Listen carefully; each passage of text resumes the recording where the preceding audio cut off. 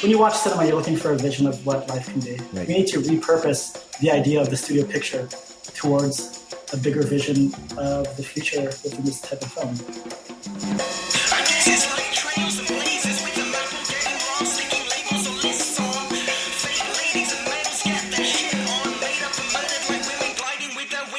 Welcome to another episode of Owls at Dawn. We are just two dudes from Southern California who studied philosophy, politics, and religion around the world and decided to start a podcast where we could bullshit with impunity. I am Austin Hayden Smith. And I am Troy Polidori. And this week we have director Isaiah Medina, who is directing the film that I have been developing for a while and producing, the adaptation of Inventing the Future by Nick Cernick and Alex Williams, and our main segment. But we got shit to take care of before that. A certain kind of shit. The minute kind of shit. Otherwise known as the shitty minutes. This is the segment where one of us talks about what's grinding our gears this week. Austin, what's got you down? All right, dude, I'm just letting you know I'm going to get myself in trouble. Okay? So, Mike Pence apparently made some sort of comment about how he and his wife have this agreement where, like, they won't go out to dinner with members of the opposite sex. I knew somehow we were going to talk about this at some point on the show.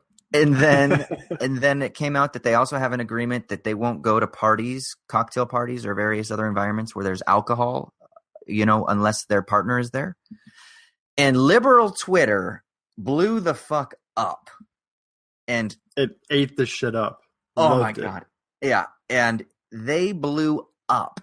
And basically we're like, oh, well, Mike Pence, he's just this control freak. And he obviously thinks that every girl wants to fuck him. And he obviously thinks that every woman is a temptress and his wife must just be a hoe. And that's how he views women. And look, I am not going to lie that the Christian evangelical perspective is rooted in a sort of controlling, gross, patriarchal oppression. It is 100%. You and I grew up in that environment. I embodied that mentality for a little bit, or at least I tried to, because I wasn't raised evangelical, but I converted. So then I tried it on for a little bit, I tried the new chapeau on, and then it didn't quite fit, so I threw it in the fire.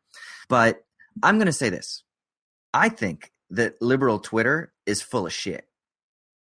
And I think that all of a sudden that every single person on Twitter who identifies as being on the left, that they all of a sudden became like sexually liberated and totally cool with their partners going out to dinner with other people and getting drunk in the presence of other people. I think they're full of shit, because I have known all kinds of liberals and leftists my whole life, and they are just as insecure, and they get jealous, and they can be just as controlling as any fucking conservative, crazy evangelical.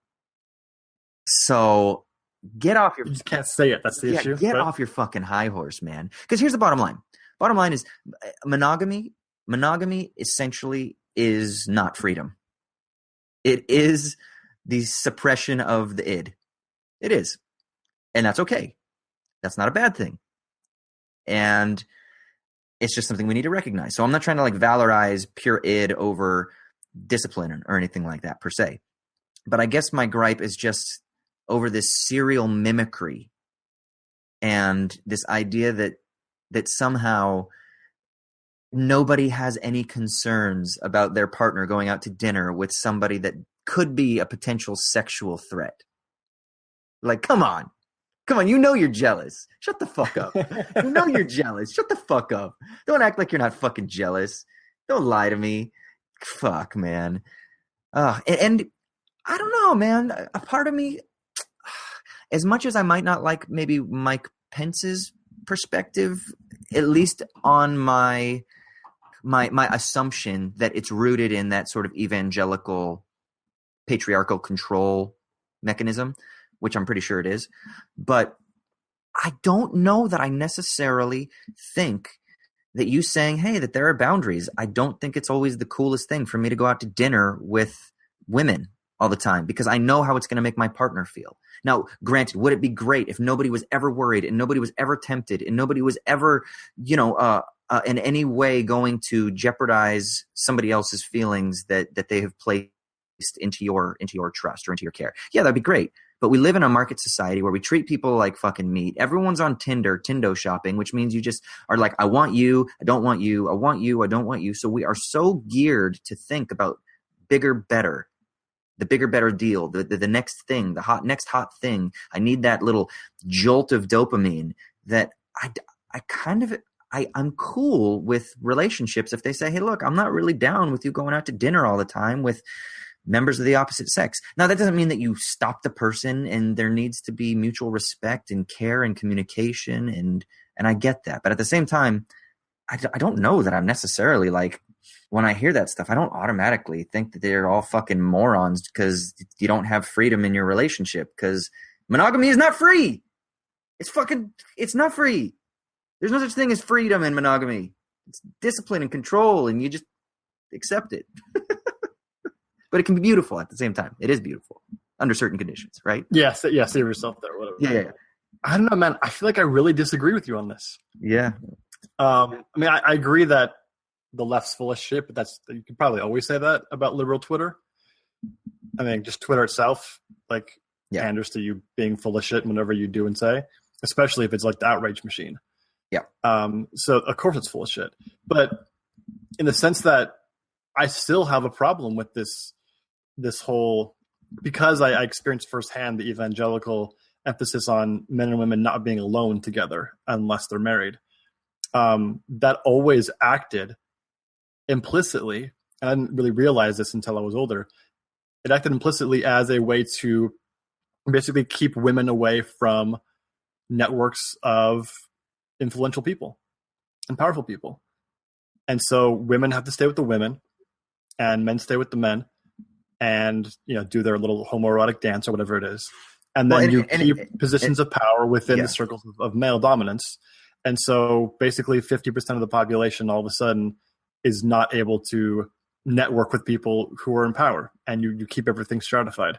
And that's absolutely implicitly the point of it, especially because in our evangelical circles, it was actually explicit that only men were able to lead. They just straight up say that. They straight up was a biblical principle for them. Yeah.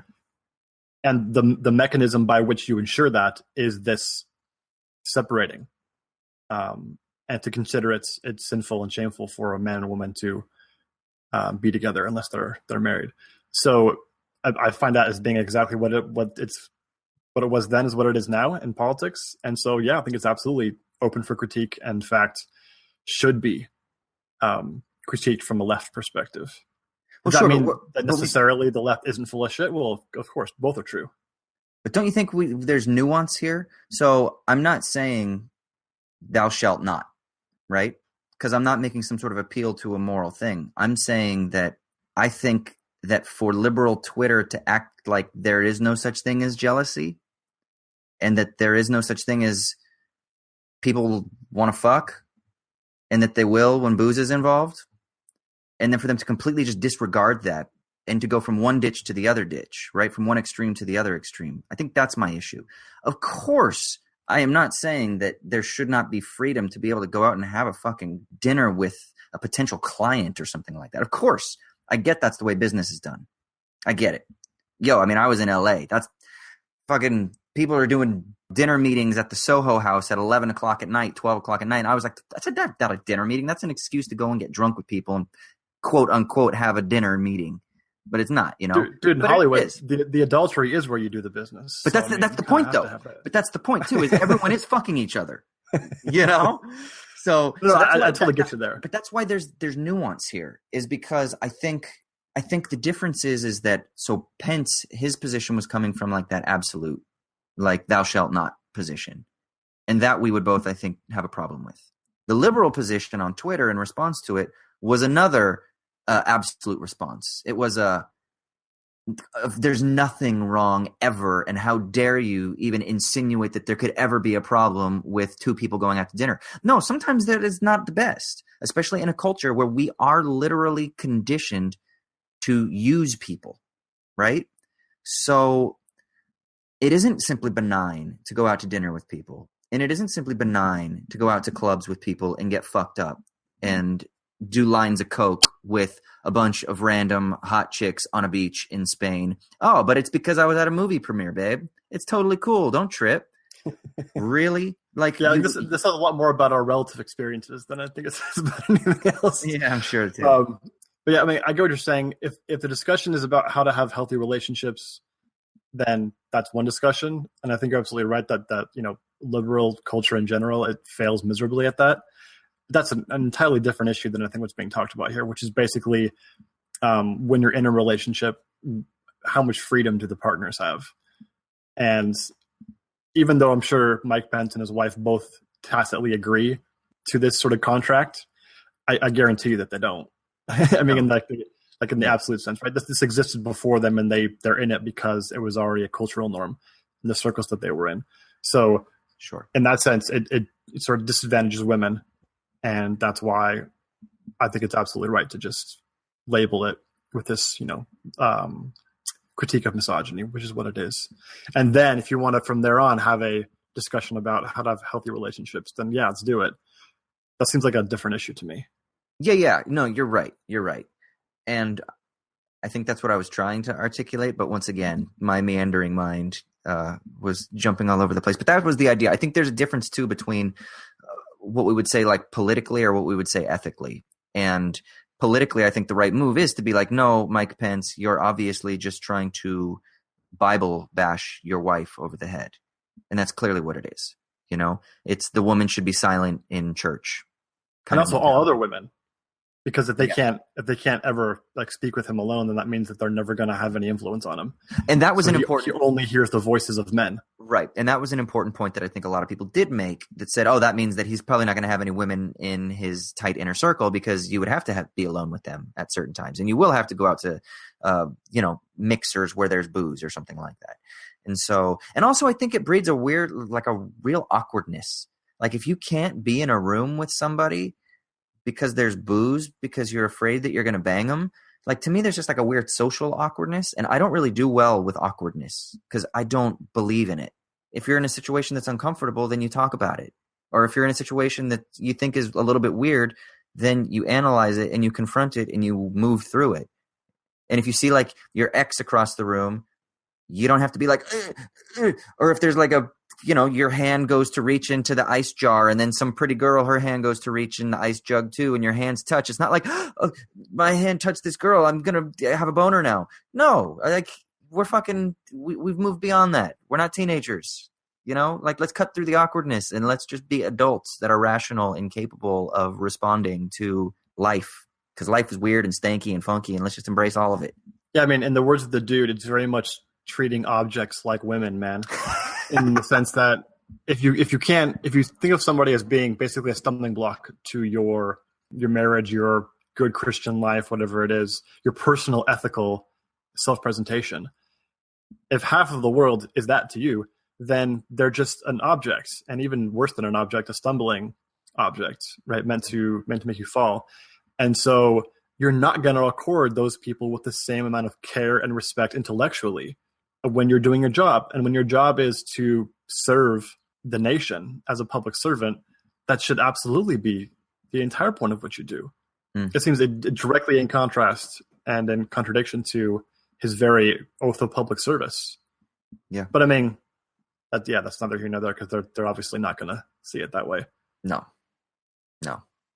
Yeah. We grew up with this stuff. I remember being rebuked for because I never held to this bullshit idea that you can't be around women without fucking them, because I did a lot of times, and no sex happened and didn't even have to worry about it.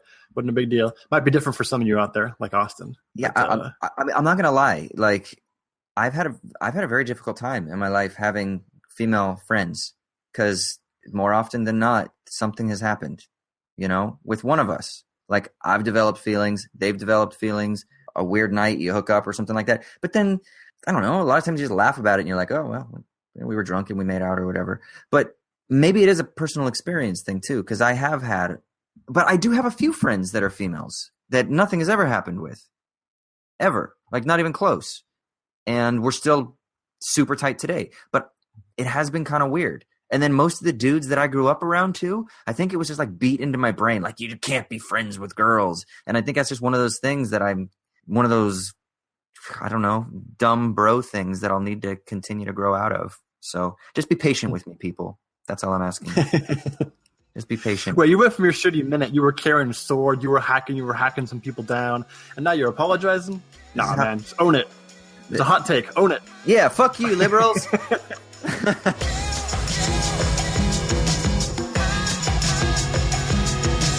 All right, cool. Well, let's jump into our main segment this week. And I'm stoked because I get to welcome in a new friend of mine that I have recently met over the last couple of months here and signed up to do some artistic madness with him. Isaiah Medina, welcome to the show, brother. How are you?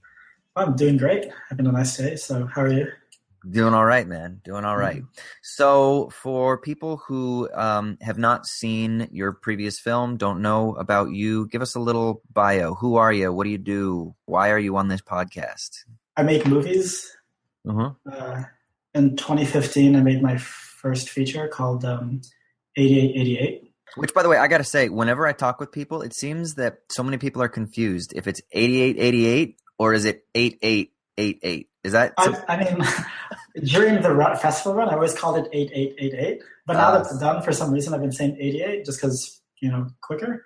But it really doesn't matter. I mean, that's the idea is that, there's no need for translation when we do the title, because you just kind of see it. It's numbers. It's not like, when you see like a French title for an American film or see like a complete different title. But we don't run into that problem with the title of this movie. Yeah. So it's something like that. It's like, whatever, how you want to say it, because you just kind of see the number. You don't have to really say it out loud. We need like an anti-Pythagorean culture that doesn't use numbers, and that will be difficult. Yeah. So what's the deal behind 8888? Why the title? I mean, it came from when you're unable to pay your bills, and say your heat gets cut, your electricity gets cut, your water gets cut, all these type of things happen to you. And then once you're able to pay your bills again, because you've been living in darkness, the digital clocks in your home could flash 8888. Because that's kind of like the, when all the parts are kind of lit up, it's just 8888. So I just thought this would be, because this happened to me a lot growing up. So it was like an image that kind of stuck with me. And the idea is also that if you kind of look at it sideways, it's kind of like the infinity symbol. So I wanted to relate the idea of, say, your light's getting cut and your water getting cut, and just think around the cut, because in cinema, usually the discourse is around the image or sound, but I think I want to emphasize the primacy of the cut rather than the image, because no matter what happens with technology, whether we're shooting with a chemical basis in film or in digital, there's something invariant about the cut that it doesn't, the materialism of cinema is in the immateriality of the cut. So I want to think this notion of the cut in relation to poverty, because in sort of classical Western tradition of thought, the great systems start with nothing. Like when you think of Socrates, all I know is I know nothing, or Descartes with the cogito proof, or Hegel with being and nothing, or Badiou with the void. There's a starting point and nothing. And I thought we could translate the experience of poverty, which is a type of phenomenological experience of nothing, and montage that idea with this other idea of nothing with philosophy, so that even in poverty, you can have a beginning of thought. Now, before that, you had made a sort of string of shorts, right? That gained some notoriety online through, what was it, through YouTube and through Vimeo, or was it all through YouTube? I mean, my first short, I was 18 at the time. It was called Semi-Auto Colors. And what happened was it actually played at the Centre Georges Pompidou. So I went there and showed it. And I just showed a bunch of festivals and museums. And after that, I just thought, I should just put it online. And then I put on Tumblr and stuff, and just people saw it, and I made friends with people on Tumblr and stuff. And then we just talked about cinema. And then I was hanging out with my friend Alex a lot in Montreal, and we just kind of So during the student strikes in Quebec, in like 2012, we just wouldn't be in class for many, many months. We were always in the protests. So at the same time, but the library is open, so you could still read and do things like that. And once school kind of got, like Marwar got voted in, but and the tuition freeze happened for a bit and it kind of came back. But it just felt kind of kitsch to go back to class after all that. So Alex and I just kind of hung out and made movies all the time and just like dropped a bunch of shorts that year and just put it on YouTube. And just kind of, we just like would like watch philosophy lectures at home and skip class and then shoot stuff and just make stuff and just theorize and think about stuff and put it online. And then, I guess people watched it. Right on. So 88 gets released in 15. It premieres at Locarno, which is in Switzerland. It plays TIFF. It plays New York Film Festival. And it got pretty much, stellar reviews. Obviously, there's always going to be criticism and whatnot. So what I guess is the next step? So that film is done, and then what have you been working on since that film? Well, I have some other projects going on right now too, but I don't think I'll talk about that too much today. It's still kind of on the right.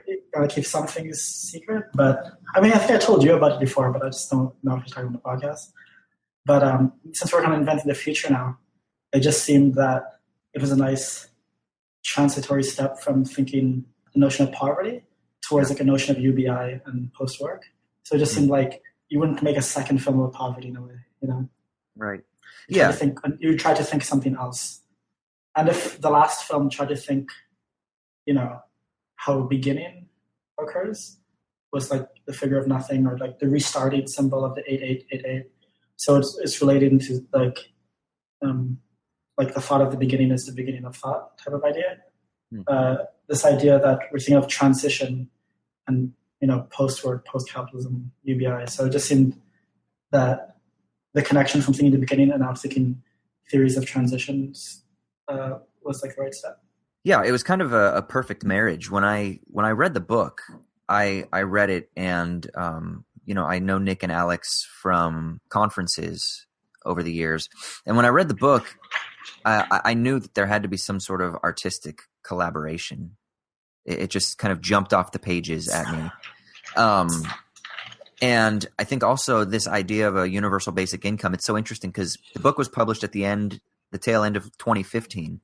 And since then, I'd say in the last year and a half now, or just we'll say even in the last 10 or so months, the idea of a basic income has been talked about in public by figures like Elon Musk. Thomas Piketty has been writing about it on his blog lately. And then, of course, there's the French presidential candidate. What is it? Is it Hamon? Is that who it is?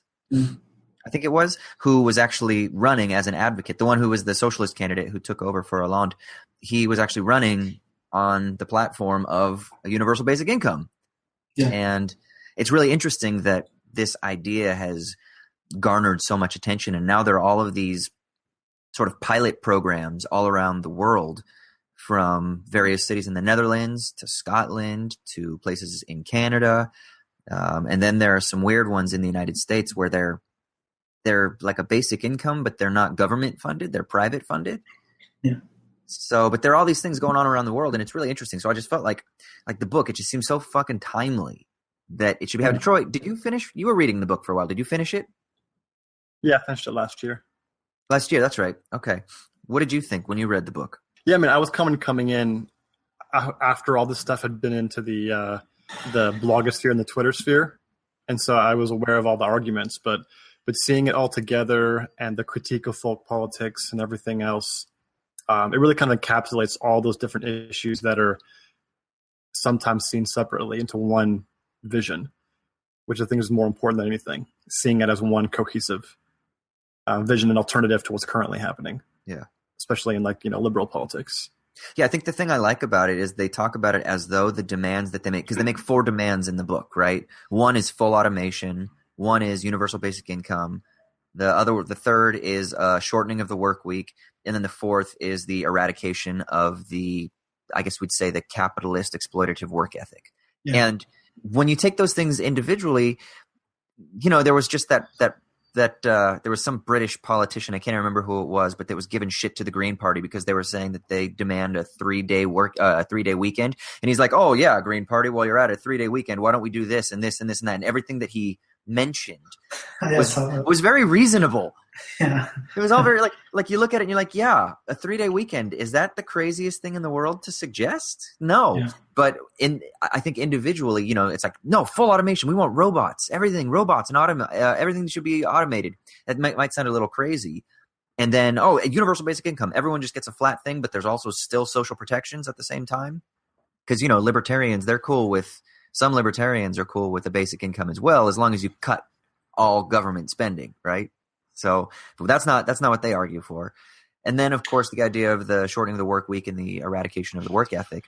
And all four of those things together are kind of inflammatory topics, but the way that they encompass it into one sort of counter-hegemonic image, it actually is very reasonable. It doesn't seem crazy. It doesn't seem like some sort of, I don't know, entitled, spoiled, millennial demand or whatever the hell the critics might kind of say, right? It seems like, no, this is an alternative political program that is entirely feasible and is probably something we should at least kind of tend towards in our sort of imaginative projections as images that can affect us and move us forward. And one question I have is, given that you guys are working on this documentary, a little birdie told me this is not going to be not being a film buff myself, I don't know what the term is for a documentary that basically is just purely informative. Is there a technical term for that? A talking head documentary? Okay, that works for me. Yeah, it's not going to be a talking head documentary. And what we mean by that is it's not going to be a bunch of experts who are just sitting there saying, all right, this is why we need to have a post-work world, or, the virtues of communism are such. It's not going to be that sort of academic, informational type of film. Yeah, here's David Harvey, here's Piketty, right. Here's Bernie Sanders. Yeah, given that what I'm interested in talking about a little bit myself, not being involved in the whole project and not having done film myself, one thing I really enjoy about philosophy and film together is usually when those two fields are brought together, it's for philosophy to talk about film, right? Or to use film as a means to its own ends, right? So film becomes the midwife of philosophy, and I kind of hate that. I mean, it's fun for its own purposes, but it doesn't really treat film as being an independent actor, right? No pun intended. So one thing I like thinking about is how you can make film that's philosophical without being representational. So a film that sort of, you think of like J.L. Austin's, how to do things with words, speech acts, and that kind of thing. Why couldn't we talk about film acts? Well, how to do things with films. Yeah, this is precisely what John Malarkey's book, Refractions of Reality, talks about. And he comes at it from the perspective of Laruelle, where he wants to reject that idea of the principle of sufficient philosophy that you were just talking about, that whenever philosophy and film come together, it's always philosophy of film, and philosophy has precedence, right? And in Malarkey's book, or in a sort of Laruellian paradigm, what he's doing is he wants to say that no, that actually film is a type of thought itself. Just like philosophy is a type of thought, science is a type of thought, mathematics is a type of thought, and they're all equal before the real. And so film actually has a communicative impetus that is autonomous in itself, that has its own uniqueness. And actually, I mean, Isaiah, it's funny, he hadn't read Malarkey's book, but when he talks, I'm like, oh, you already think like that. Like, he already comes at filmmaking from that perspective. And then I think he just kind of skimmed over some of the bits. And he was totally vibing with it, because it's exactly, Troy, what you were just saying is kind of what Malarkey's book talks about, and I think kind of where Isaiah's head already was. Yeah, that's my question, is how in the world do you do this with an issue that's very detailed and analytical, like Inventing the Future is? I mean, I know you just don't want to give away the whole format of the whole thing, what's going to happen, but what can you tell us about how this is going to work? I mean, when it comes to thinking cinema, I just think it's important that it wasn't immediately valued as an art form. And that's like a positive moment. that we didn't see a projected image and look, it's art. There was always like a fight to make it among the arts. But at the same time, I feel like even now, 100 or so years later, we don't have to rush into that either. It could be something else. And like, say, in the sense of how Badiou organizes his philosophy around the conditions of truth of politics, science, love, and art. And I think cinema can think within that same type of form because it takes from all the arts, like theater, painting, poetry, whatever, but also could like take from the political moment or someone's love life or what's happening in the sciences. So, and then you just organize all these type of ideas around the cut. So and then the cut is what kind of thinks the compossibility between these different truths at once, and you get to see it. Because the cut doesn't, because what I would say is the cut is not representing anything, like nothing appears. So when you're asking about how to do cinema without it being like in a sense representation, like perhaps sound, yes, perhaps the image, yes, but I think the cut is thinking in a different space. And that's why I always try to emphasize this idea of the cut. Because in the cut, it's obviously a moment of change, but also could be a moment of stasis because you could cut and nothing happens. But at the same time, frame by frame, there's a sort of flicker to keep the images consistent and with that intermittency. But like when you have a cut, the very form of change changes. Because when you're watching a film, it's always kind of flickering. You see something else. And when it's like a pure cut, we go somewhere completely different. So yeah, even the very form of change changes. And since we're thinking political change, I think to really go into the formal aspects of how cinema can think, and one of those forms of thinking in cinema is the cut. I want to focus on that as well as the frame and these type of things. Because yeah, like you were saying, like when you read people, I guess, using film as a condition for their philosophy, it's so rare to see someone talk about the form. They'll talk about the story and say, like, oh, look at this story of Terminator, and now I have the idea of hyperstition. But do they like it's just like very rarely they talk about the frames or the cuts or what cinematic moves it makes, because I think that I like no matter what happens in the story, if the form is not at the level of cinema, then I could have just read the Wikipedia page, like what really is happening in a movie that could inspire a new form of thinking. And if it's just within the story, you never needed cinema to begin with. And I think that's why a lot of readings of cinema end up usually just talking about the story. Like it's very rare when I read something to really talk about a camera move linking to this and that. And the thought itself comes from that. It's not like, oh, look, this thought happens here, but I think I read that in Hegel before, but like, it's just like when is an actual new form of thinking being created by a collection of framing and cutting. So yeah, there's this type of idea we want to bring to invent in the future, because there's this nice thing that Lumiere, the ones who invented like a camera that could shoot and project, they said cinema is the invention without a future. So I think this fatalism is important to think the future. You have to be at this sort of modernist space to say that, okay, we can't do anything. And because we can't do anything, we have to think something else. Is there a sense in which the cut is a violence? It's sort of a creative destruction, if you will? I mean, not necessarily, because like a cut separates and brings together within the same movement. It's not just going to be a pure cut to nothing. It's going to be cut to something else. And you could, the cut is like a moment of playing with identity and difference within cinema. So it's not ever purely violent either, but it understands that something must go. There's a thinking of negation in the cut. Because if we have, when we light the frame, for instance, we could be like in some sort of intuitionistic logic between P and non-P. So some things are in light, some things are not in the light, and they appear, don't appear. But the cut appears and disappears at the same time. So there's this type of pair-consistent logic that we work with. So we get to play with all these different forms of negation while watching movies. And I think those type of things need to be thought, because if we're trying to think the future, we do have to affirm something to negate as well. And that's not going to be simply at the level of narrative. Yeah, it's not just going to be at the level of narrative. So it's got to be a formal exercise as well. It kind of reminds me of the sort of the Nietzschean idea that even in style there is substance. Oh, totally. And that's what's so crucial, is that so often we separate form from material tendency. Totally. And really there is there is no. I mean, I'm a monist, so Yeah.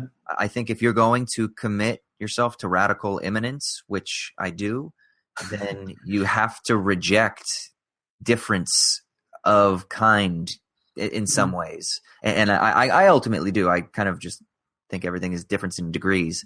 And so in that sense, the difference between formality and sort of material instantiation or material tendency is a difference of position. It's a difference of context.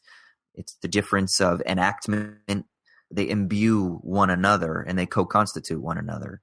And so a shift in one or a break in one is necessarily a shift or a break in the other. So when you're focusing on narrative, people, they aren't focusing on form, but they're still reproducing some banal sense of form. So like I just went to the movies yesterday, and there's a great little art house cinema here in Dublin. It's the Irish Film Institute. And I didn't pick the film. My girl picked the film, but it was called The Secret Scripture. Have you guys heard about that? No, never heard it. So it's like a romance kind of film, but you know, it's playing at this cool art house cinema, and it's been getting pretty good reviews. And so I was like, all right, I'll check it out. It's directed by Jim Sheridan. So I was like, all right, you know, I'll give it a go. This cinema doesn't usually let me down and pick just total garbage, but it was basically a dark version of The Notebook. Yeah. You know, and I walked out, and one of the reviews that they had on the poster was like elegantly crafted and expertly acted. And I was like, are you fucking kidding me? It was the most bland direction, not that like I've ever seen, but it was like typical bland direction, shot, reverse shot, some handheld camera with, you know, wide angle lenses to increase intensity, close-ups on people's faces as they're walking on a beach with beautiful scenery. And I like that shit as much as the next person. Like Terrence Malick is one of my favorite directors, but I don't want to see everybody doing it. And I get tired of it. And it's that reproduction of those simple elements of form because they weren't paying attention to the form, just because all they cared about was this story, where I don't know. I think there's got to be some sort of shift between the two, and people need to pay attention more to doing interesting shit. Like Troy and I actually were talking about this. Did you watch that video that I sent you about Edgar Wright, the Every Frames painting? Yeah, I did. I mean, how fucking cool is that? Edgar Wright is such an interesting director. He can make a comedy about, you know, boys getting back together, going to the bathroom. Yeah. And he makes it interesting. And the way that he uses the cut, the way that he uses transition, the way that he uses sound, the way that he uses light, the way that he uses all the tools at his disposal is far more intriguing than just kind of the standard comedic filmmaker who isn't as concerned with form, but nevertheless, they're still reproducing some elements of formality. And I don't know, it's just kind of stale. Yeah, I think what you're talking about with, like, I do think the shot reverse shot still has a sort of power if it is used within a space that it works. And like, I think the problem is also just like what you were talking about with this film was that there is automation already happening there, but like in a negative way, you know, like the demand for full automation isn't just automate everything. At the same time, it's to also recognize the sort of weak forms of automation that already exist in art. You know, that there's something automatic about shooting a film that way today. And the question is not to get rid of automation, but how to, like, yeah, sort of redirect it into more interesting artistic forms. Wait, when you say that, do you mean that there's a sense in which people have interiorized automation? And so when they make a film, there's a sort of a reproduction of that interiorization of automation? Oh, yeah, the say of a certain film language, a certain way of making a film, because that always kind of inevitably gets automated. That sort of happens. You know, like an artistic event can happen and all of a sudden it's normalized. And which is part of it. It's not like, ooh, against normalization. Like, the idea is that certain breakthroughs in art do get normalized, and you have to, in the same sense that, like, there are higher infinities after that. There's not only one, so you could think of another one again. So when you watch a film and you realize, oh wait, we're reaching this other point of automation, we have to invent another one. Because like auteurism really is this idea that, you know, with the Cahiers critics and thinking of classical Hollywood, they're in the space of automation, like the automation of mass art. And then they're trying to find a way, oh wait, but the director, the auteur is a direction of where it's going. It's not simply, you know, mass commerce in that way too. Yeah. But I think to recognize that too, because I think it's crucial that one thing I was thinking about regarding inventing the future, whereas like 88 and the other thing I did before was like done with no money and sort of like, I guess, what they would call a passion project or whatever, and whatever I can do to do it. I like to think of inventing the future as a studio picture, in that classical sense, and not in a negative way either. I think there's a value in it. Does that make me the cigar-smoking fat cat studio producer? No, but you know what I mean? Like, I think like when this idea of synthetic freedom in the book, how we don't just run from alienation and go back to, immediacy in some way, And I think studio picture is a form of alienation that we need to redouble and find a new path from and towards and invent another type of studio picture. Because in a studio picture, the idea is that you have someone working on this, someone working on that, someone working on this, and we all work towards a common goal. And there might be, but there's a way to think that alienation without it being just like a negative trait. There's an enabling capacity to the fact we're alienated. I don't think it has to necessarily be a negative thing. Like, I'd love to see, avant-garde work produced within a studio environment. There's nothing like inherently negative with that. In the same way, we're talking about repurposing capitalist technologies towards this and that.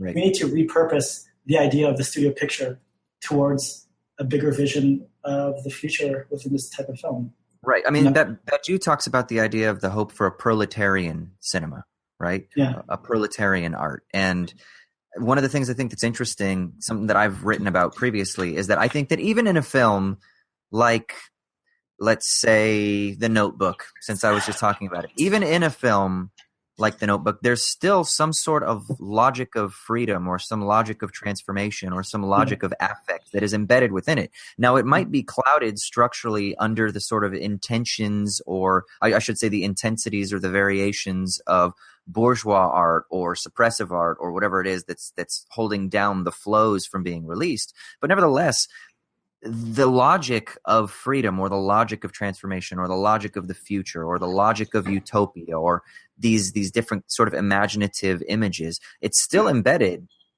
Again, if you're going to be a good monist, it's all there. It's just you need to palpate the surface. I mean, this is something that Deleuze talks about. You have to palpate the surface to release the flows of difference so that they can express their lines of flight in sort of their free, unbounded potency. And even in a studio film, you have that. It's just about it's about figuring out how to release the flows of difference. I mean, that's what's the sort of liberatory aspect of like the Kaye critics praising Hollywood productions. They could see that in the work there, and I think it goes back to the critique of the tradition of quality. Because it's not about whether something's good or bad.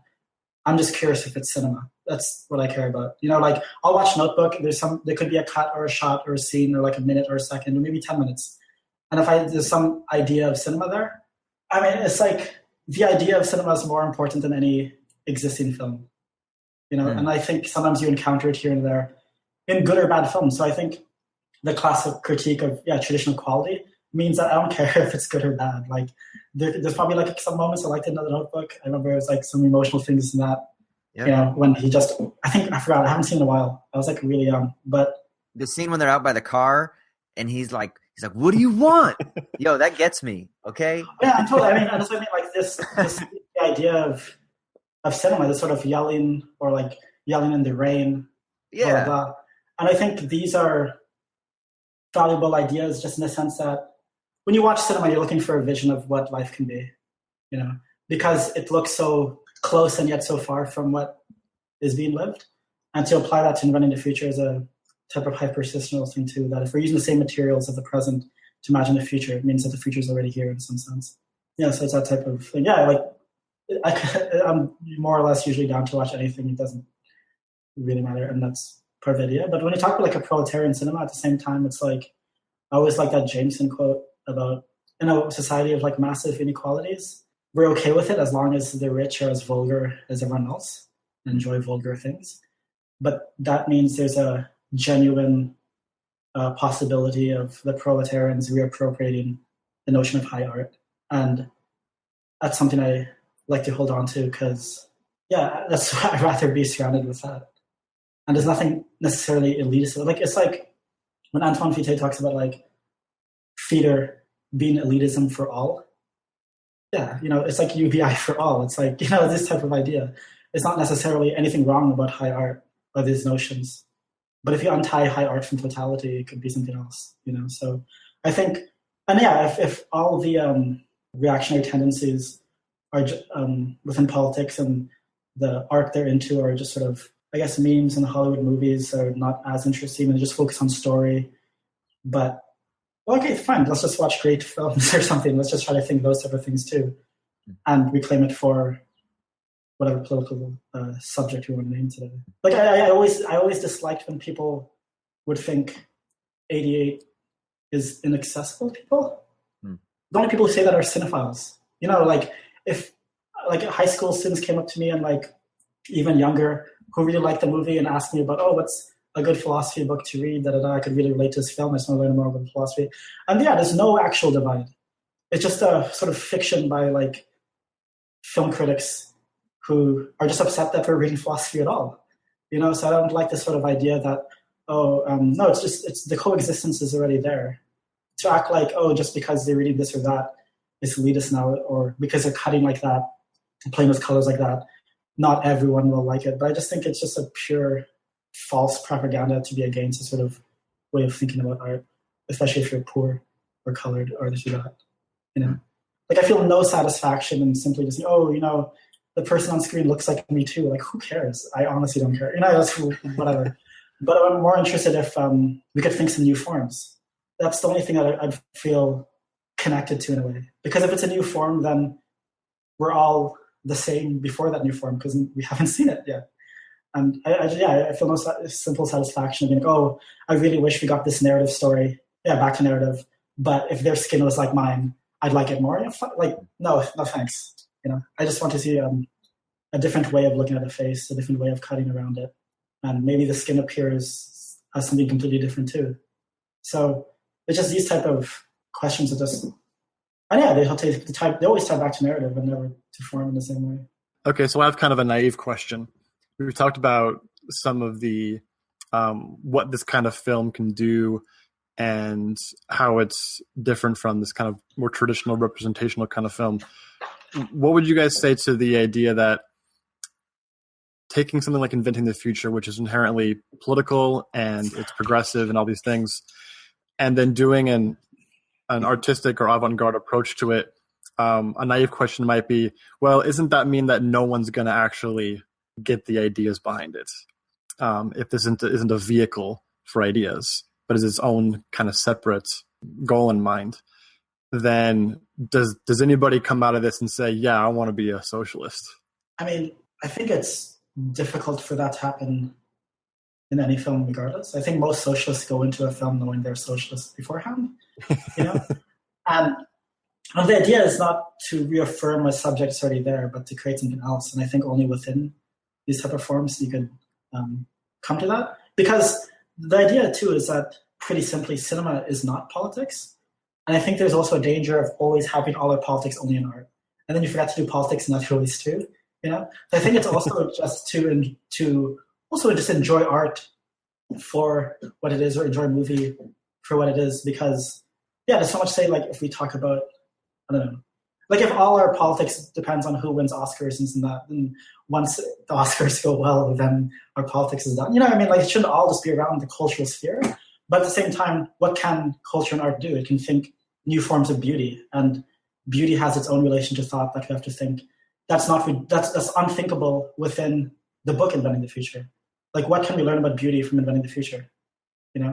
So to assist a political project like that, perhaps it's almost ideal to think about new forms of beauty for the future too. And it's not, and it may not be like an exact direct line to do it, but it is a part of the political project of the future too. So I think that, like, if you come away with an idea of what it looks like or what can be like, that sort of relation to it can be important too. Because if we really just want to turn something socialist, okay, then we should just do a talking head documentary.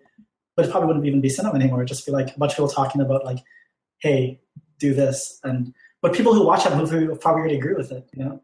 But with art, exactly right. Yeah. but with art, like, okay, this is like a somewhat silly example, but not really. I mean, most of my sort of quote unquote progressive friends, they love Clint Eastwood, for instance. And I think that's because like they think they like personally, I don't really care for his work that much. I mean, I could watch it, whatever, but really, I don't have to really talk about Clint Eastwood. But the idea is that, like, I like Bridges in Madison County. That's just another story. But the idea is that certain divisions that exist in politics don't always exist in art, and that's something to take advantage of in a quote unquote political movie. You know, if a bunch of some left wingers watch what's the last Eastwood film, Sully or this or that, and find something positive, that means there's already a minimal solidarity with people who might be right wing, and we could just figure a new collective subjectivity there on the basis of art. That if we shifted to politics, we might be complete enemies. But here in art, there's something we could agree on, so we should try to find out what that is. And I think that's what's important about, you know, and we should think about that when we're making a movie like this. Because like you say, a lot of people only write art for UBI, you know. So the idea is how to work with their collective fantasies of what that life can be too, and work with these ideas on the aesthetic plane, rather than just being like making a movie for leftists. Then what, you know? Yeah. And like, it would be kind of sad if only Clint Eastwood could reach leftists, but leftists can't reach right-wingers in our art forms. Like, is our art that weak? You know, right. Is our art that weak that we already have our audience as a market, and that's the only market we know? You know, I think if art is universal, which I think when it is truly art, it is, then it actually does break down these sort of categories. You know, and that's something to think of.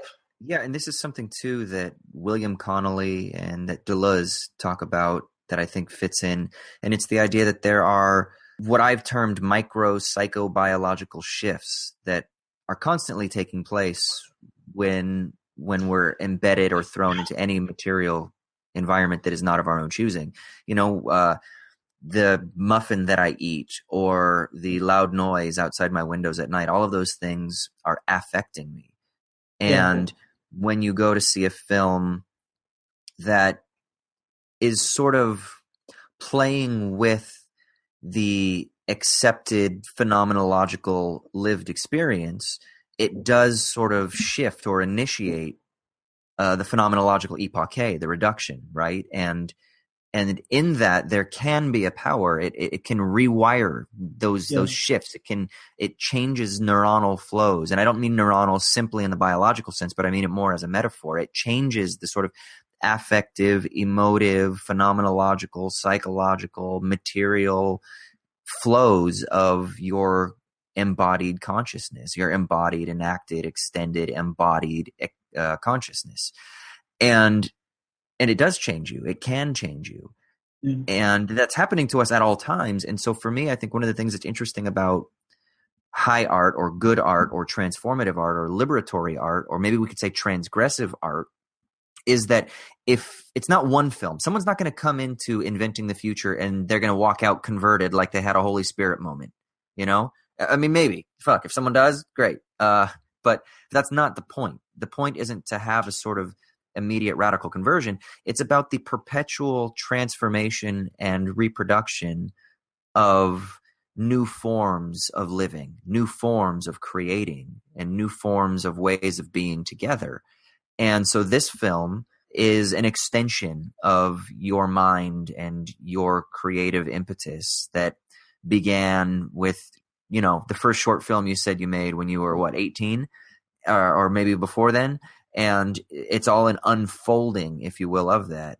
And there's always a sort of transformation in the unfolding. It's not a repetition of the same, it's a repetition of difference.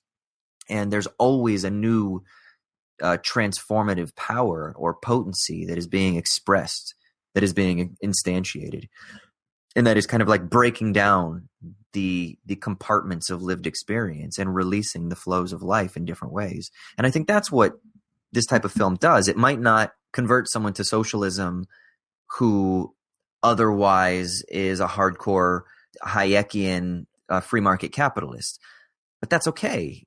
That's okay. I mean, maybe the person's having a shitty day and the person can come to the cinema and they can see some beautiful fucking images and they can listen to some excerpts from a text, and it can brighten up their moment. I mean, to me, that's powerful, and that's important, right? So seeing beauty in your day is important, and there's not enough of it. Exactly, and and I think we fetishize the singular event, and this is the one thing where I differ from a lot of French theorists. And even though my PhD research centered around Jean-Paul Sartre, and Badiou gets his idea of the event from Sartre in Critique Dialectical Reasoning. So I'm very interested in the event, or in the apocalypse, as Malraux talks about, and Sartre picks up. But I prefer the sort of Deleuzian idea of the event, that events are everywhere, all the time. And we fetishize that singular event so much that it's about the one moment, that Christian conversion, that Pauline, I'm on the road to Damascus moment, rather than recognizing that it's about this firework chain of events that you are immersed in, that we aren't always aware of, that we need to figure out how to stimulate more of, and then figure out how the flows that are released from that, how they can be creative. And so for me, that's why I fetishize the event too. I mean, trust me, but put a gun to my head. I think that it's not, it's not the best way to think, man. I think we got to think about events, plural, and they're all capital E events. I mean, I'm probably all for the conversion, in the sense that it's not so much being converted in the moment. It's like more just looking back and realize you're already converted. And then like, it's not so much like, oh, there's a single event that you're converted at. It's that at one point you look and say, wait a minute, I was already converted. I'm already in the process, and we have to continue that process to be able to think. Right. And I think, I guess and the way I read Badiou is that since he writes, there's different approaches to your event, like it's a faithful one, a reactive one, an obscure one, etc. Yeah. It's something like that. Like even if you're obscure towards an event, you're still in it and you're already in the process. Like I think that's how I think his work. You're already in it, but you just have to find a way to wade through it. And I think the question of the conversion, like I've seen movies and I'm completely converted on the first screening. I think there's nothing to be afraid of in that either. Like I feel like there's something very positive in just thinking. Like, of course, it relates to the other movies you've seen beforehand, all that type of stuff too, right? Right. But at the same time, when I watch a movie and I'm completely converted after the movie's done, I relish it. And I think, oh, I'm not going to... Okay, like, for instance, like when critics watch a movie sometimes, I'm just like... I saw someone would tweet like, oh, do we know it's a masterpiece when it happens? Or is it become a masterpiece like 5 years later and look back as a masterpiece? I mean... I think the task is to claim the masterpiece now. Like, it's so easy to look back and be like, oh, that was probably a masterpiece. Like, who cares if you can do that, The real task is to think the masterpiece in the present, Because in thinking the future, the idea is that if it's truly a masterpiece, if you're going to gamble and figure dice on such and such an artwork is a true masterpiece, then there's also this short circuit, because if our masterpiece is what it is, then it relates to eternity. And then we're already short circuit to the future, because this work will exist throughout time, And that's like the sort of sensation I get when I watch like a truly great movie, that I also saw a glimpse of the future then, if this is truly a great work. And we shouldn't have anxiety towards that. We should embrace it and follow its processes to create other thoughts on that scale. Like I know there's a contemporary thing in a lot of film culture to just be kind of wary of claiming there's great work that exists now or before or whatever, But it's not an objective thing. It's a purely subjective work to make sure we can think this work of art as a consequence for our thinking.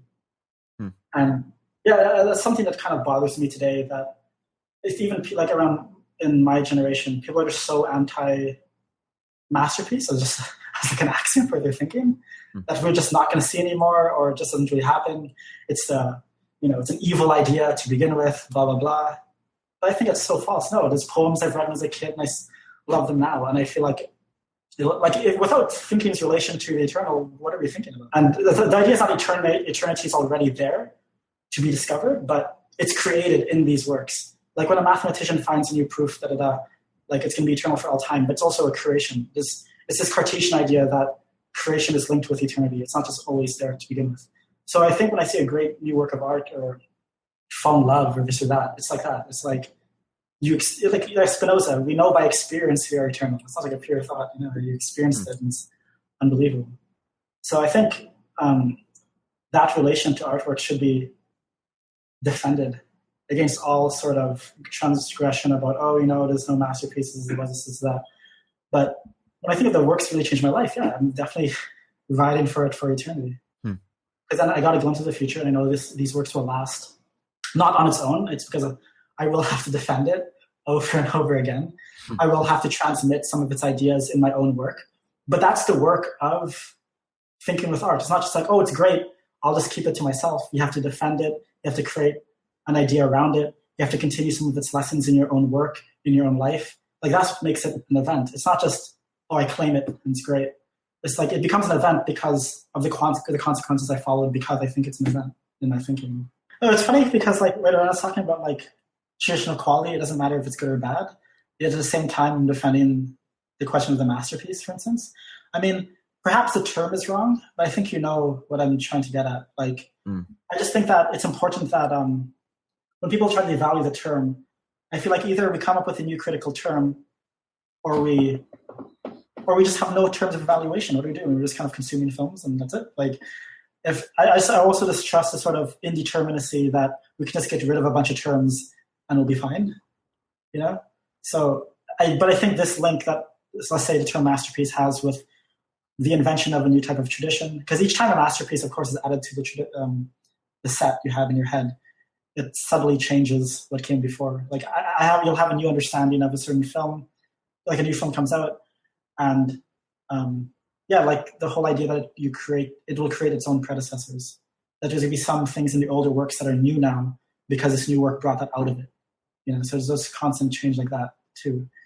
And I think we're giving away way too much to just think that there's something evil about the idea of great works like that. So whether it's good or bad, I'm more interested in this sort of relationship to thinking and these sort of invented traditions that we can refer to. Because what's nice about art is that, of course, there's radical breakthroughs, but there's also a sort of projected, invented tradition that we could all claim to. I feel no sort of alienation towards the history of cinema. I feel like it all belongs to me. It belongs to anyone else. I like how Serge Denet said cinema is like the supplementary country, and I truly think that I don't feel any sort of distance from any cinemas, and something to value that you could appreciate great works from all these countries. You can't really be a cinephile without being immediately internationalist. That wouldn't make sense. I don't know anyone who's into cinema who just I only watch this type of film. And if you do, maybe you don't really like cinema. I don't know. But there's something immediately tied to internationalism in cinema too. And I think tying that internationalism to the idea that we can appreciate great, amazing works of art from all these different places already has an implicit universalism that is usually mocked today, but I think is real and worth preserving and recreating new universals too. That is multiple universals and not to get rid of it. Yeah, and this goes to, I think, just kind of wrapping up what we were saying before, is maybe some people would have a negative reaction to the transnationality of cinema under the conditions of capitalism, which mean when you go to watch a big budget studio film, it is an international project because the producers are from England, the actors are from Australia, the other actor is French, this person's from Algeria, the camera person is wherever the fuck they're from. And the reason that they're brought together is because of the extent and the reach of the market and the power of capital to be able to realize itself in the expenditure of labor power under the conditions of taking its own end. So then the idea for inventing the future that's interesting is to flip that. Oh, totally. What I mean is just even when Kiarostami makes a film in Iran and everyone's Iranian on set, right. It's an international film. It's not so much, you just have to get everyone the same thing, It could be just a food court type multiculturalism. But the idea is that no, even if they're, contingently all Iranian within the project, you watch it, you know what universality looks like. There's no second guessing. You know, I could watch Taste of Cherry and it's not like, oh, no, this is not, no, it's almost the opposite. Yeah. Yeah. So, like, you could watch a zoo, you're not like, oh, this is not international. No, it's actually maybe more than most international productions, So, right. So it's like, yeah, it's not that simple thing about just like, oh, get enough faces on there, we're good. It's actually, yeah, again, it's this internationalism is achieved through an idea of form because we see it and we know what that is. Well said. Well, do you have anything you want to say in conclusion? Any teasers you want to give to anybody that's listening about the film? What can they expect? When can they expect it? I originally said winter, and then all of a sudden you and your team over there are like, no, we're going to have it sooner than that. What can we say to people? I mean, I'll just say, you'll see. Yeah. Yeah. Stay tuned. Basically, yeah. All right. You can drop it like Kendrick, day of. Bam, there you go. That'll be fun. I mean, if it's a studio picture, it could happen at any moment, right? It's fun.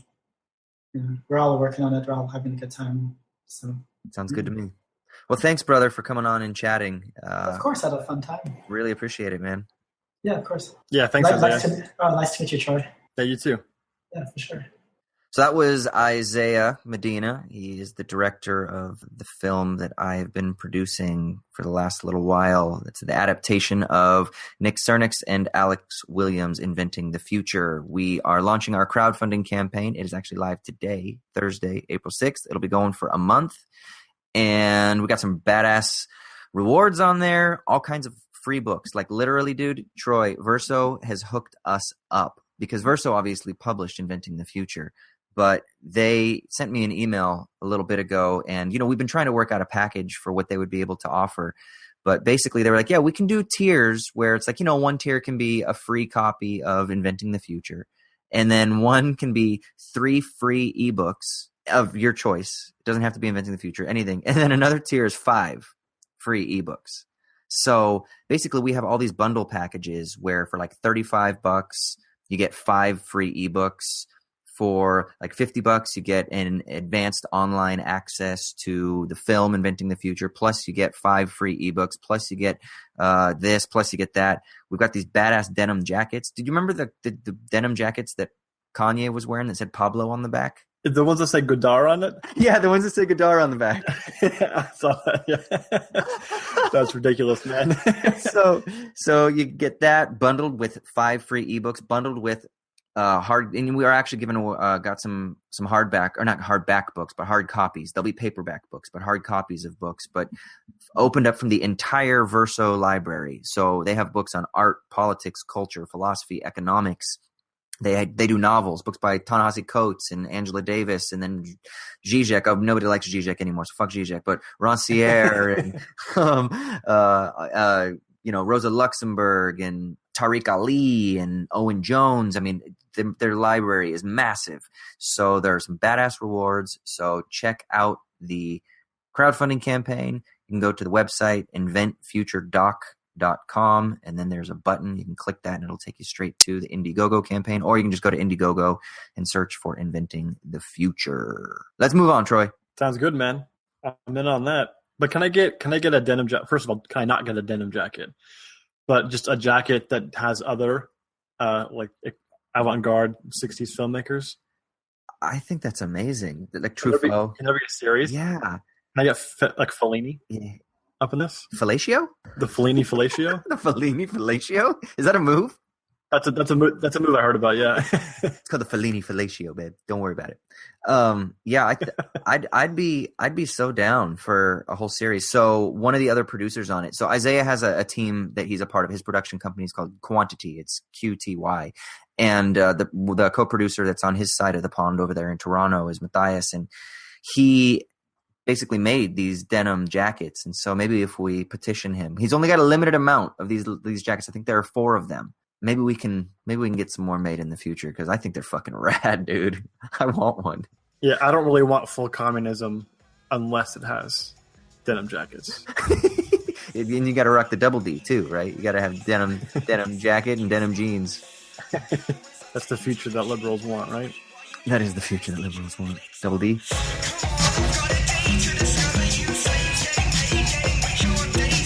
All right, sweet. So now we are going to be moving into the segment where one of us talks about what it is that is giving us meaning in a world that is devoid of meaning. It is our Sticky Leaves segment. And this week it is Troy's turn to get sticky. Getting sticky. I don't know about that. Let's okay. think of a new tagline for that.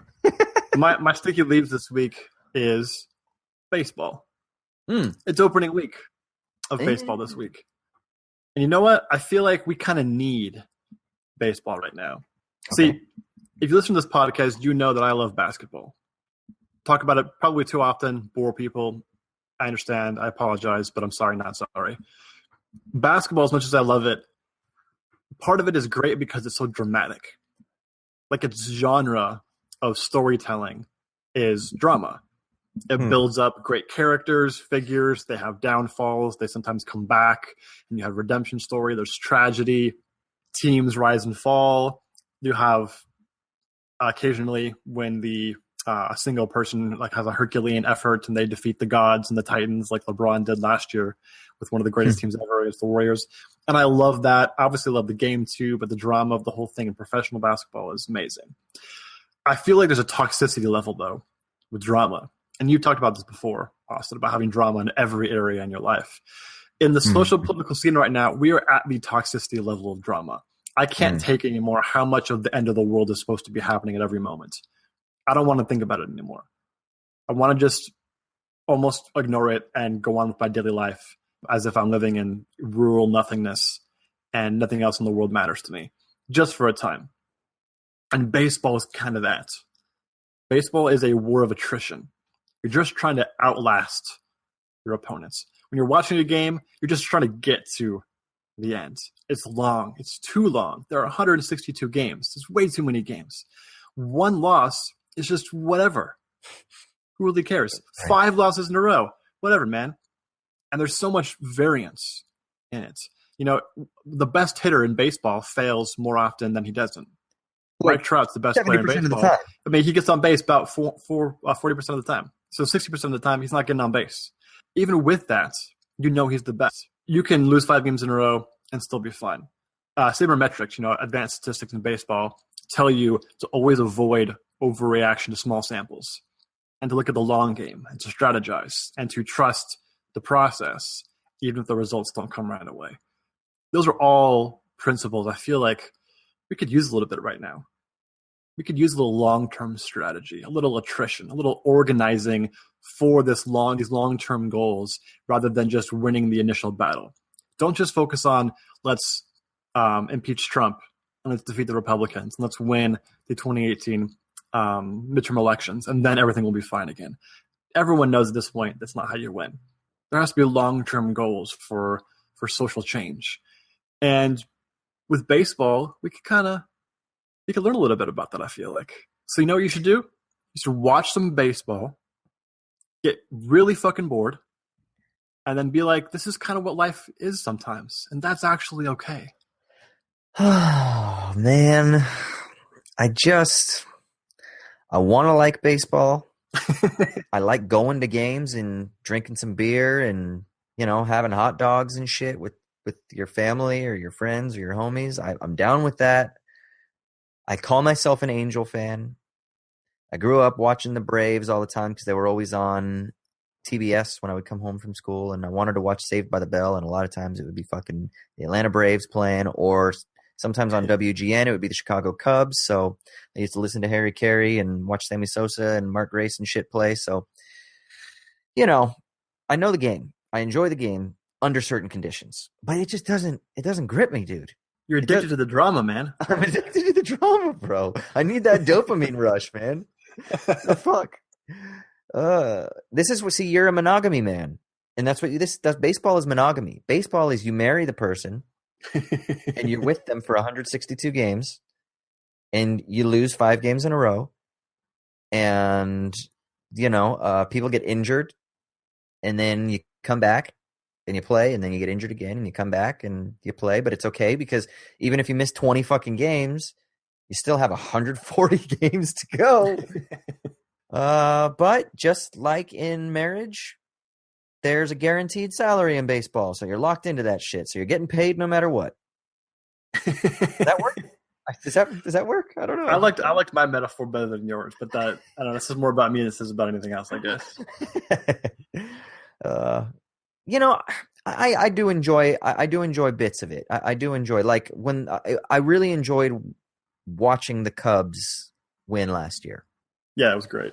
And the way and the way they did it, that was something special. I really enjoyed when the Boston Red Sox beat, or when they reversed the great curse that was on them for 90 something years or whatever it was. Was it 96 years?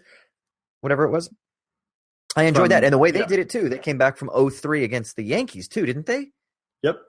And I mean, that NLCS was fucking amazing. So, I guess it is the drama. I enjoy the athletic dramas. Damn. I'm a fucking hypocrite. With the shitty minute and your sticky leaves this week, I feel like I'm going to have to do some self-examination here, brother. We're just sitting your ass on the couch this week, man. Jesus, man. All right, so we understand your other stuff about baseball, and it's about life and shit like that. What else do you like about baseball? I mean, that was all bullshit. I mean, I just wanted to make something funny about baseball. Yeah. I just like baseball. Whatever, man. Fuck it. Do what you like. You never played baseball, though, did you? You were always played basketball. Yeah, I mean, at school, I only played basketball. Huh. It's interesting. It's weird. I have really good coordination with basketball, but with baseball, it didn't work out. Really? I think I'm too tall and lanky. Too many holes in my swing. That makes sense. Yeah, I enjoyed, I should say, playing baseball a lot with, like, the dudes in the neighborhood.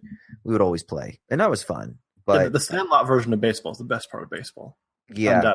Actually, what's the best is drunk dodgeball. You ever done that, where you set a keg up at second base? And so, not dodgeball, kickball. I'm sorry, kickball. So, I mean, you can make dodgeball too, I guess, but kickball. So you're playing kickball, and then at second base you have a keg. So every time you go to keg, or every time you go around second base, you have to fill up your beer. So you have to stop. That's no matter pretty what. Awesome. I want to play that. Yeah. So even if you've kicked it over the fence, you can't run around the bases until you finish up your beer, or until you fill up your beer, and then you have to always have a beer in your hand at all times. And is that where the name Beer League Baseball came from? I'm sure, dude. If we ever live in the same city again, we should join a fucking adult, like, slow pitch softball league.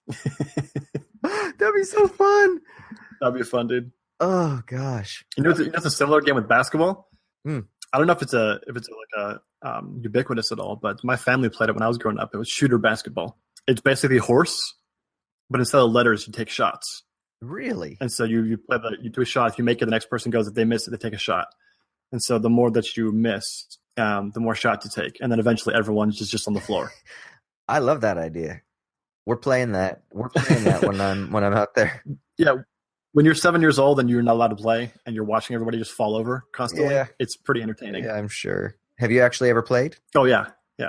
Okay, yeah. Not with a lot of people though. I think it'd be more fun if you had like 7 or 8 people. Yeah, let's do it. You'd be gone too fast if there's just 3 people. Oh yeah. I'm down. Fucking A. All right, so if we're going to watch baseball this year, what are we supposed to be looking out for? No, don't watch baseball. I changed my mind. Oh, look at that. I convinced you. I don't know how, but I'll take credit for it. No, there's no storylines. There's no drama to have here. Just experience the day-to-day. That's what baseball is. It's just every day, nonstop, drudgery, slow attrition, to eventually get to October when it gets dramatic. It is reliable. Every single day you can guarantee that you turn on the television, there's going to be a fucking baseball game on. Yep, that's how it is. Yep. All right.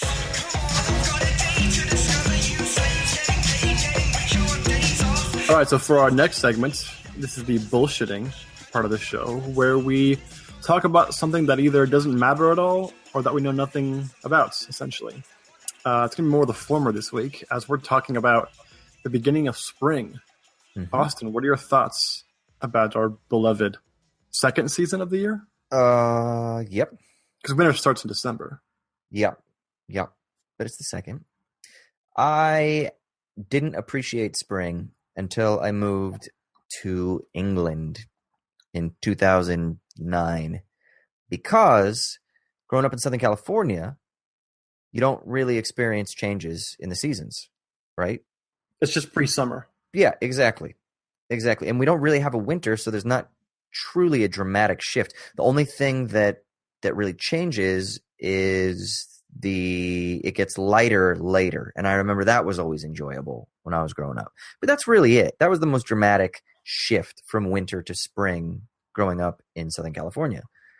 Then I moved to England, and no joke, the first spring that I ever truly experienced, where we're talking there was snow, proper snow during the winter, it melts, and then all of a sudden these fucking poppies or daffodils just popping up all over the place, and little baby ducks were, following their mom around. I mean, I got to actually experience the rebirth of life, and it was lovely. Now, granted, my fucking allergies kick off and my hay fever kicks in, and that fucking sucks. But yeah, man, I dig spring now when I can actually experience the shift. It happened here in Dublin. I have in my front garden, we have a flower bed that I didn't even know had flowers because I moved here in October.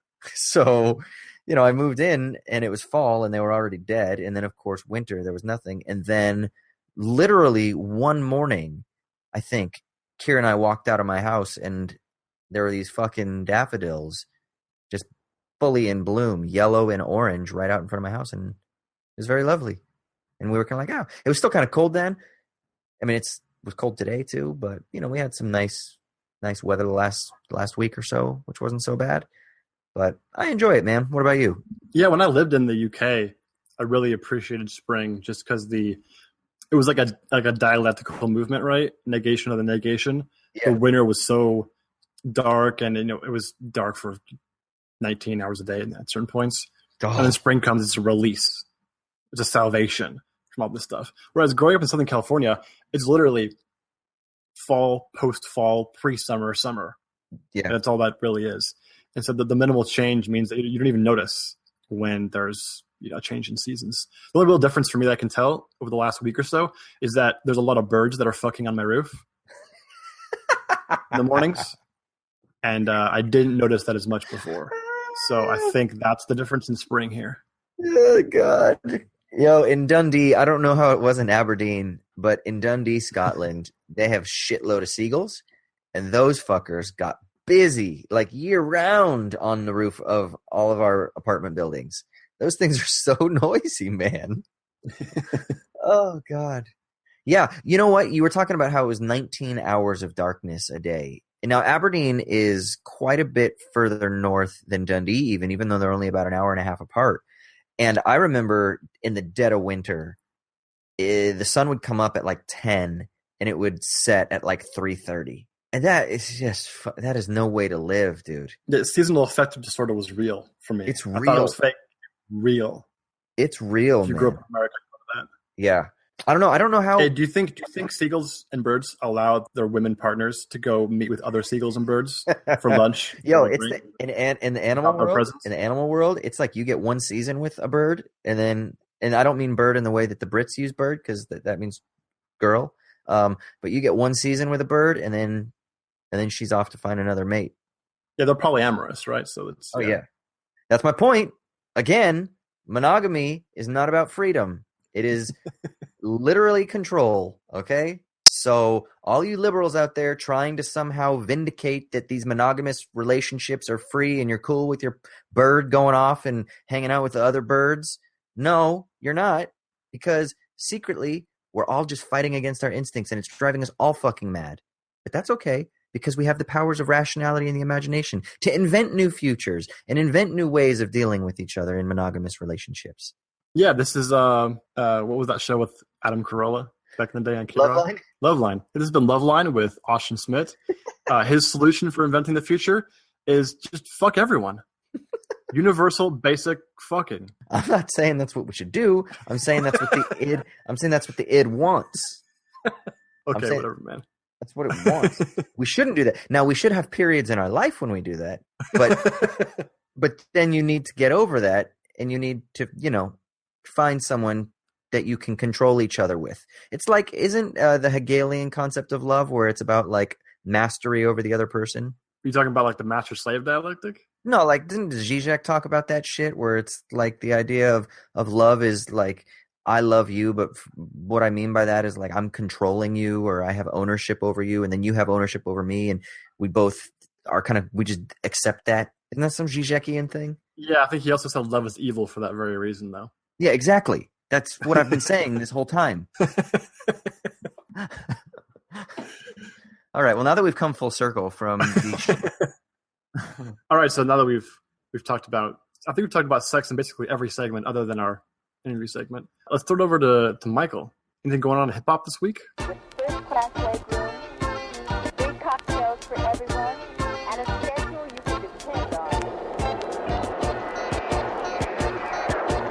What's up, Owls at Dawn?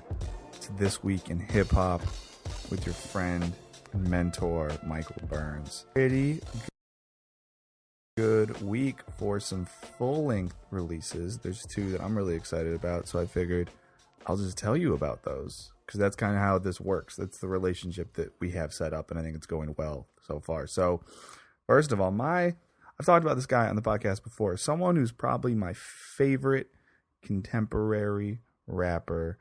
When I say that, I'm not saying he's necessarily the best. Shouts to Black Thought. But the person who's like raw technical rapping style I've found to be just fucking incredible for the past 5 years. And that is Homeboy Sandman out of New York, Queens to be exact. Put out a new project called Veins. It's on Stone's Throw. It's really good, really short, 10 songs, like 30 minutes, maybe even a little bit less than 30 minutes. It's less experimental than some of his last projects that were more thematic, in which were kind of him exploring different styles. This one's back to straight rapping. And he said, this is a quote, he said he had a burning desire to just fucking rhyme. Well, hey, that's what we get. We get a Homeboy Sandman record where he's literally just fucking rhyming and rhyming really well.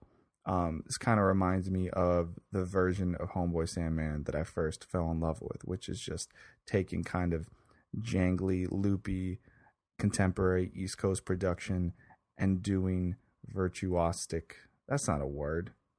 Whatever, you're not going to fucking judge me. Virtuoso-esque technical rapping over those beats. The tracks that really stand out to me, they're all good, but Between the Clouds, opening track, I haven't looked into this. I think it might be produced by Ono, but I'm not sure. Clarity, really strong track, very good rapidy rap track. Underground Dreams is cool. It's kind of a confession, and it's nice to hear like the honest confession of him talking about what it's like to be an underground rapper, knowing that he's really fucking good, wanting to be more famous, wanting to have more money, wanting to get more notoriety. There's something very, I don't know, nice about that level of earnestness in a rap song. The closing track's called Bless Up. Really cool production on it, and really to me sounds like what contemporary New York production needs to sound like. It's really relaxed and confident throughout.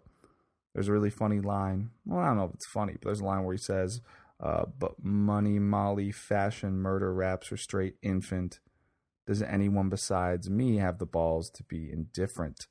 Telling it like it is, and I appreciate that. He takes some shots at mumble rap on the record as well. But overall, it's a really strong project. If you haven't listened to Homeboy Sandman already, this would be a great place to start. If you've been a fan for a while, this is going to really hit a sweet spot, I think.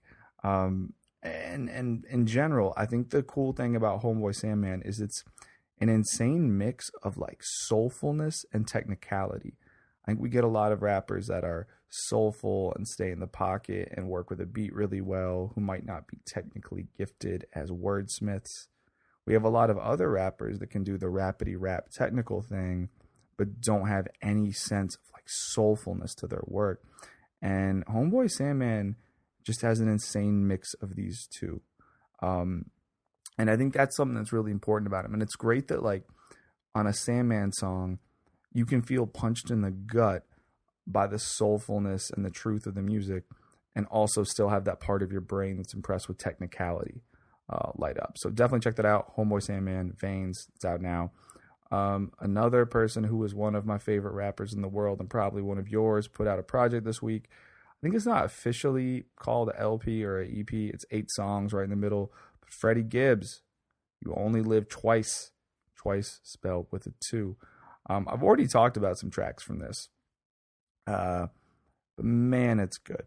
And I think Freddie Gibbs, in a similar but different way to Homeboy Sandman, is someone else who's able to occupy different rap spaces flawlessly. I mean, obviously the dude's put out an entire project with Madlib, and he's one of the few rappers that can ride a Madlib track just as well as he can a trap beat or some contemporary West Coast production or some gritty soul loops. And you see this in this 8-song project that happens, but it doesn't sound like an awkward mixtape. Thematically, the new Gibbs, what really holds it together is a sense of like urgency and even anger behind Gibbs. So this is a dude who obviously was held in Austrian prison for a bunch of the last year, and that comes through on a lot of the songs. And that urgency really drives the lyricism in a way that means it's not just like impressive technical rapping. It's not just Gibbs' kind of aggressive style. There's something kind of soulful and coming from the heart throughout the project. It opens with Alexi's, a track I really like. Really emotional song, soulful loop beat. Crushed Glass is on this project. It's a song we talked about before. It's someone that deals with his time in jail. I love a song on there called Phone Lit. And then there's the last song is Homesick. And this one's great because you really get to hear all the sides of what Gibbs has going on right now in one track. It starts with really confessional raps over the sparse piano sample, some ephemeral vocals in the background, until halfway through a beat comes in and knocks you in the fucking mouth. But it doesn't feel like you're switching styles. It feels like everything that's happening is within that Gibbs wheelhouse. So there's another one. If you're into rap music and you haven't been up on Freddie Gibbs, I encourage you to use this as an opportunity. Just one of the hardest rapping dudes out there, but manages to do it all with an honesty and a soulfulness to what he's doing. So Freddie Gibbs, You Only Live Twice, Homeboy Sandman, Veins. This week we have 2 records coming out, and I'll just quickly say what they are. Joey Badass has an album coming out. I think it's called All American Badass. The cover to the album looks like he's trying to be Black Kid Rock or something. I don't know. Hopefully that's good. Joey Badass has had some good radio freestyles recently. I do sense he's the type of person that might try to make some ploy for some more mainstream success, and I'll be curious to see how he does that. And of course, some of you might have heard Kendrick Lamar has an album that's coming out April 7th, Friday, this week. I think we're all curious to see what happens there. And yeah, I hope that's good. I think it will be.